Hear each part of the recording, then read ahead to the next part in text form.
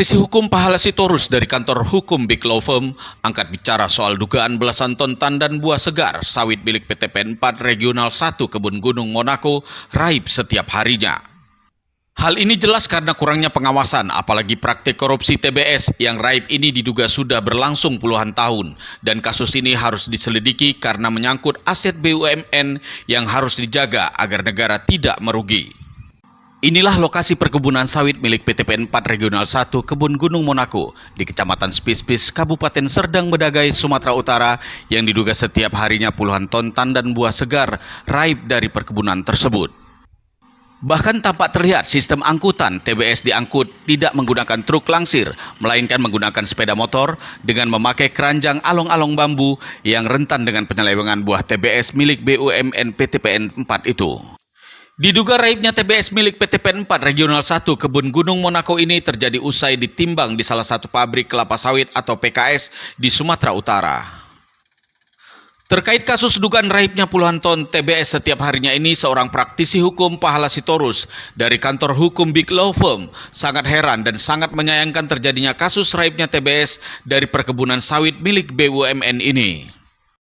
Pahala Sitorus memastikan bahwa pihak perkebunan PT PN 4 Regional 1 Kebun Gunung Monaco ini kurangnya pengawasan atau adanya dugaan permainan dari orang dalam sebab kasusnya sudah berlangsung diduga puluhan tahun lamanya.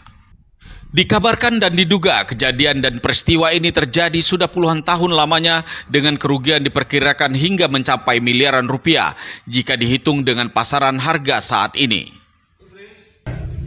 Terima kasih ini kepada Bang Purba ini dari media geniustv.id ya, yang peka terhadap peristiwa-peristiwa di tengah-tengah masyarakat.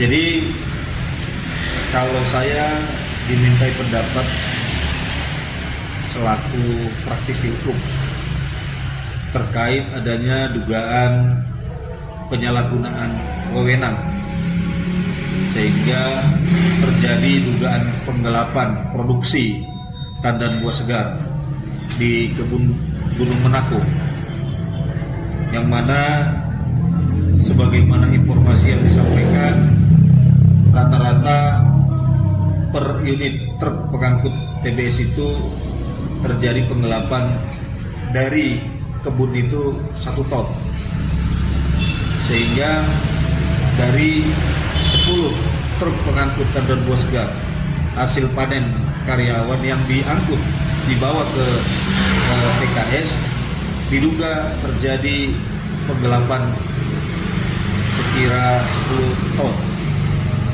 Tentu ini bukan pekerjaan satu orang. Ini pasti sudah pekerjaan yang bersifat masif dan terstruktur. Apalagi tadi dapat informasi ini sudah puluhan tahun.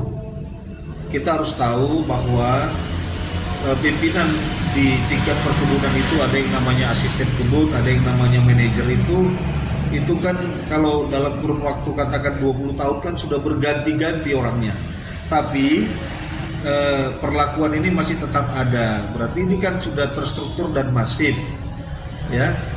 Kalau kita sekarang asumsikan per kilo Rp2.000 TBS itu, kalau kali 10 ton dalam satu hari kan sudah 20 juta. Kalau dalam 1 bulan itu berarti sudah ada kerugian keuangan negara 600 juta. Kenapa saya katakan kerugian keuangan negara? Karena ini BPPN ini kan badan usaha milik negara gitu.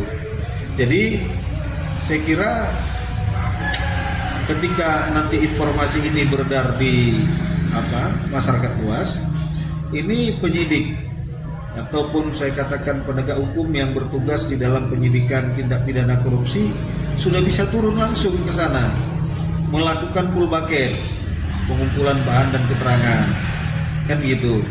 Karena ini kan bukan delik aduan, jadi peristiwa ini tidak harus dilaporkan ke polisi baru penyidik bisa menangani ini. Ini pihak penyidik bisa langsung turun. Karena apa? Ini delik hukum. Delik hukum jadi tidak harus dilaporkan. Kan nanti petugas kepolisiannya sendiri setelah dia melakukan full bucket dia bisa membuat laporan polisi juga. ke pimpinannya untuk supaya diterbitkan surat perintah penyelidikan.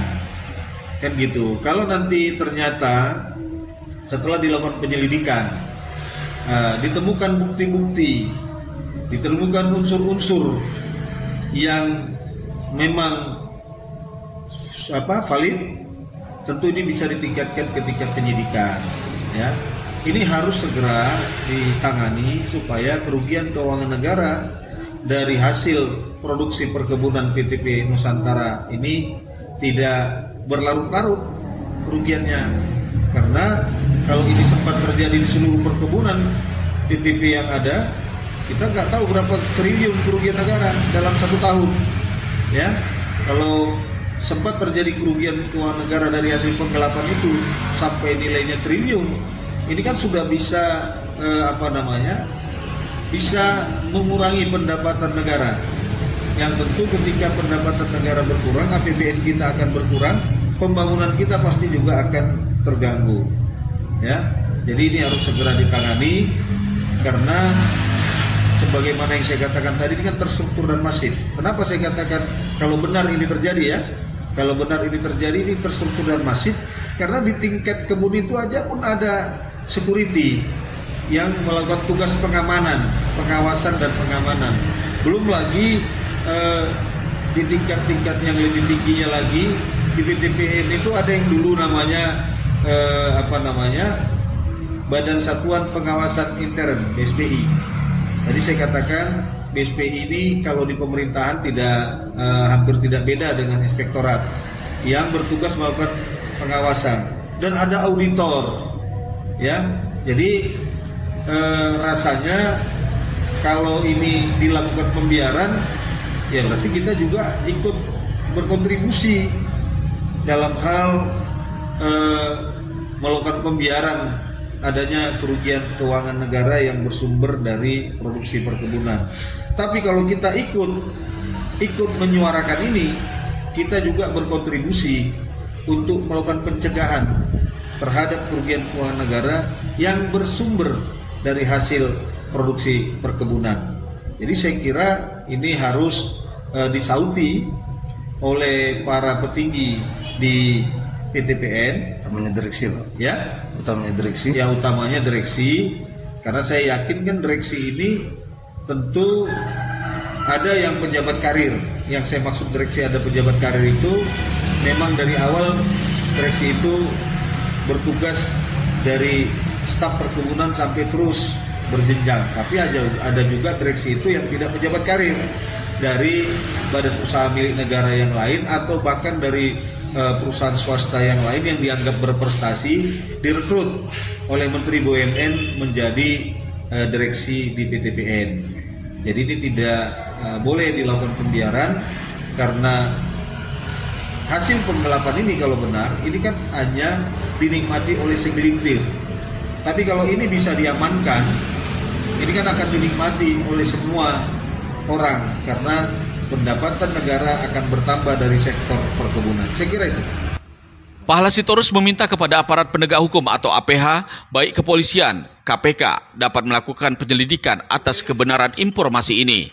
Sebab sebagaimana diketahui PTPN 4 merupakan aset milik BUMN yang seyogyanya harus diawasi dan dikawal ketat agar tidak ada dugaan penyimpangan yang bisa saja terjadi yang dilakukan para oknum-oknum tertentu yang dapat merugikan negara ini. Terkait kasus ini, tim GeniusTV.id coba mengkonfirmasikannya kepada pihak manajemen perkebunan PTPN 4 Gunung Monaco. Namun sayangnya tidak satupun pihak manajemen kebun yang dapat ditemui apalagi memberikan keterangannya terkait kasus tersebut. Dari Serdang Bedage, Sumatera Utara, tim GeniusTV.id memberitakan.